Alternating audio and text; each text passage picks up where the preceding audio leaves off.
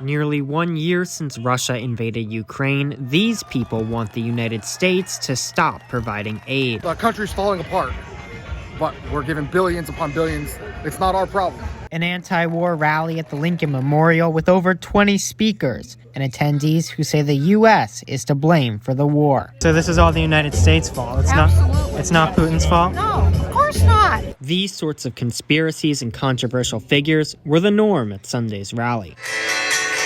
From musician Jordan Page, who's written tunes for the Oath Keepers, to this strange question from comedian Jimmy Dore. Why are we sending that money to Nazis in Ukraine when we could be funding Nazis here in America struggling to buy eggs? The American stands with you. On Monday, President Biden making a surprise visit to Kyiv, pledging nearly $500 million of additional assistance. That money should be going here, not to a fascist state in Ukraine.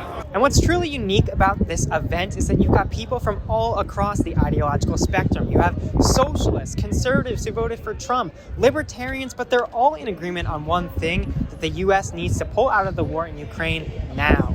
We must stand together as people who cherish peace, security, and freedom. Calling for the disbandment of NATO. Go back to how the founders said, no entangling alliances. Ending the CIA. The CIA has done regime change for decades, and they've done a really shitty job of it. And encouraging peace negotiations. Peace for our time, peace for all time. But that vision could be far from reality, after Biden's trip marks his most dramatic display of support for Ukraine yet. Freedom is priceless.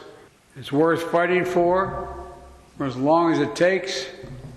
And that's how long we're going to be with you, Mr. President. Gabbard says going any further could lead to chaos. There is no way to win a nuclear war.